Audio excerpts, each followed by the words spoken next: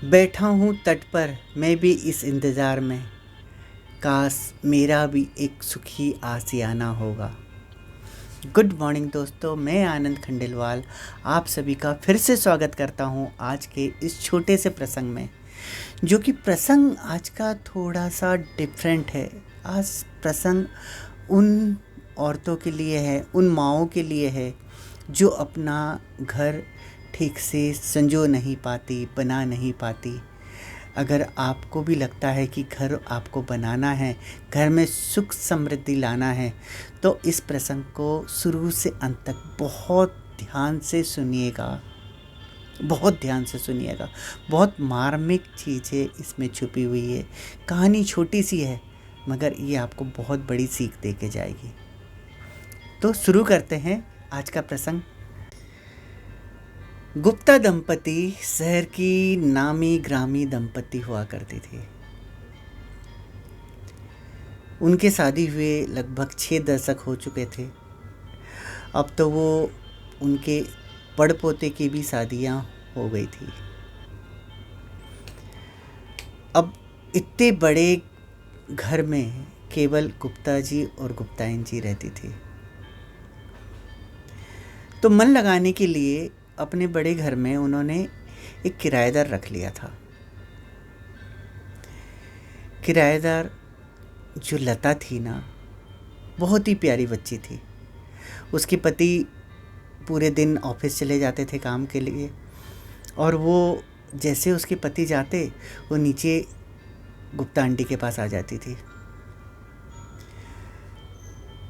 और लता गुप्ता आंटी को अपने माँ जैसे मानने लगी थी और गुप्ता जी को पापा जैसे। मगर एक बात अजब सी थी, लता जब भी नीचे उतरती पूरे हक से गुप्ता आंटी को बोलती, आंटी आपके हाथ की चाय पीनी है। आपके हाथ की चाय पीती हूँ ना, मुझे ऐसा लगता है कि मैं अपने माँ के पास बैठ के चाय पी रही हूँ। और वो चाय मांगने में बहुत बेशरम हो गई थी। मगर एक अजब बात ये थी जो उसने अक्सर देखी थी लता ने, कि जब भी आंटी चाय बनाने जाती थी, चाय का प्याला चढ़ा के चीनी का डब्बा लेके गुप्ता जी के पास आती थी और गुप्ता जी से कहती थी, लो जी आपका काम आ गया, अब खोलो ये डब्बा। और गुप्ता जी बड़ी मशक्क़त के बाद वो डब्बा खोलते थे। मैंने वो डब्बा देखा था। डब्बा एक पीतल का डब्बा था और मुझे ऐसा लगता था गुप्ता आंटी शायद वो दहेज में साथ में लाई हो। डब्बा का ढक्कन काफ़ी टाइट था। जैसे गुप्ता अंकल खोलने की कोशिश करते, उससे प्रतीत होता था कि वो डब्बे का ढक्कन बहुत टाइट था। मैं कई बार कहती, लाओ आंटी मैं खोल देती हूँ, मगर आंटी ने मेरे को कभी दिया नहीं। बोले नहीं, डब्बा तो यही खोलेंगे। मैंने कई बार रिक्वेस्ट किया कि आंटी मैं चाय बना देती हूँ, मगर आज तक लता को कभी भी आंटी ने चौके में घुसने नहीं दिया। चाय वही बना के लाती थी। तो आज लता को मौका मिल गया था। आज लता को मौका मिल गया था क्योंकि गुप्ता अंकल घर पे थे नहीं, वो शायद बिजली बिल पटाने गए थे और वो आने में लेट हो रहे थे। और लता बोली, आंटी क्या हुआ, अंकल तो आए नहीं, अब आप चाय बना ही डालो। तो आंटी बोली, नहीं, जब तक गुप्ता जी नहीं आएंगे मैं चाय नहीं बनाऊंगी। लता ने फिर इंसिस्ट की कि लाइए डब्बा चीनी का मैं खोल देती हूँ। बोले नहीं, डब्बा वही खोलेंगे। बोले आंटी मैं खोल दूंगी तो क्या फ़र्क पड़ेगा। आज आंटी उसको बैठ के समझाई। थोड़ा गौर से सुनिएगा कि आंटी ने क्या कहा। गुप्ता आंटी ने कहा, बेटा डब्बा तो मैं भी खोलना जानती हूँ और मैं भी खोल लूँगी और आसानी से खोल लूँगी, मगर मैं डब्बा उनसे इसलिए खुलाती हूँ कि उन्हें ये वहम रहता है कि उनकी बगैर मेरा काम चलता नहीं, और मैं उनको इस वहम में रखना चाहती हूँ। दूसरा, वो महसूस करते हैं कि आज भी वो उतने ही जवान हैं जो आज से पहले हुआ करते थे। और तीसरी बात यह है, डब्बा जब भी खुलता है जब चाय बनती है, और चाय जब भी बनती है जब गुप्ता जी डब्बा खोलते हैं। और चाय जब गुप्ता जी होते हैं तभी बनती है, क्योंकि उनके बगैर आज तक मैंने चाय कभी बनाया ही नहीं। आज लता के आंखों से पानी टपकता हुआ साफ साफ नज़र आ रहा था।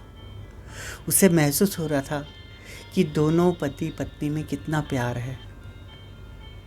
मगर बात कुछ और थी। आंटी ने बोली कि मैं डब्बा जब उनसे खुलवाती हूँ तो उन्हें एक गलतफहमी रहती कि उनके बगैर चाय नहीं बन सकती, और डब्बा वही खोलेंगे तो चाय बनेगी। तो दोस्तों, कहने का मतलब ये है कि कितनी अच्छी आत्मनिर्भरता का एक उदाहरण है, मगर इसमें आत्मनिर्भरता के अलावा एक प्यार छुपा हुआ है, एक सद्भावना छुपी हुई है, एक समर्पण छुपा हुआ है, एक बलिदान छुपा हुआ है। जब चाय बनती है तो साथ में होंगे जब भी चाय बनेगी और साथ में पिया जाएगा, और जो भी प्यार की बातें हैं, जो भी तकरार की बातें उसी समय होगी। और ये रूटीन उन्होंने कभी तोड़ा नहीं था। तो दोस्तों, अक्सर हम भी ऐसी गलतियां, हमारे माताएं भी ऐसी कुछ गलतियां करते रहती हैं। वो किसी के ऊपर निर्भर रहना नहीं चाहती कि वो करेंगे तो ही मेरा होगा। आजकल स्वावलंबी होने चले हैं, जिसके वजह से आज का घर टूट रहा है।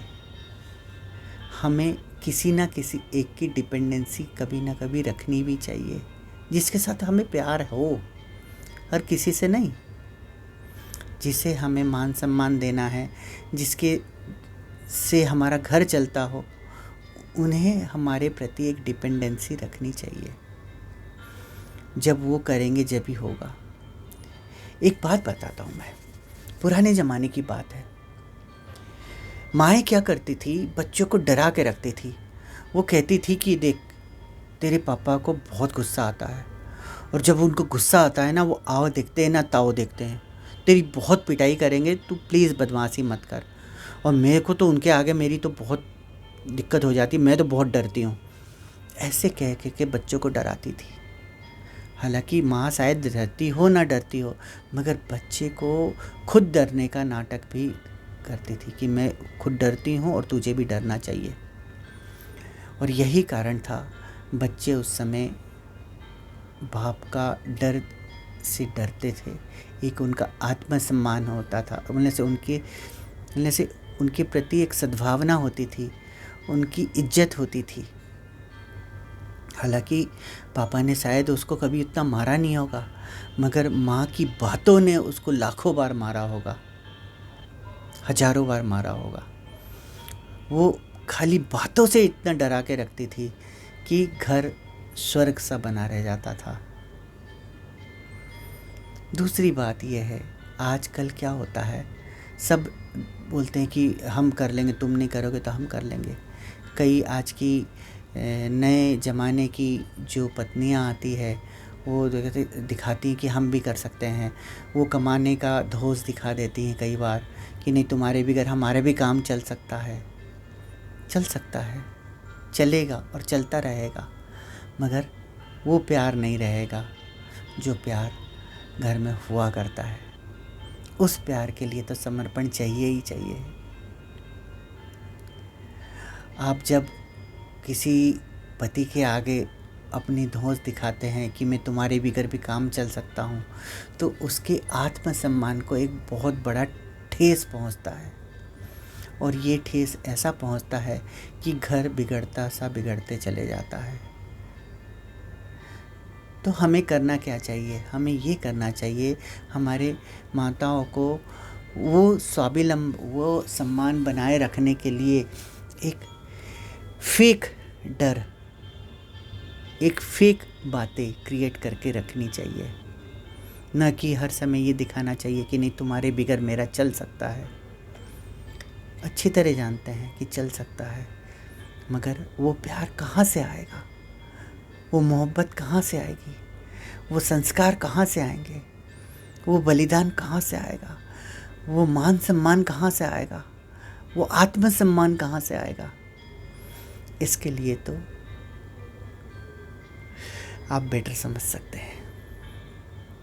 जब एक घर बनना होना, जब एक घर में शांति की भावना आनी होना, तो ये चीज़ चाहिए ही चाहिए, कोई रोक नहीं सकता।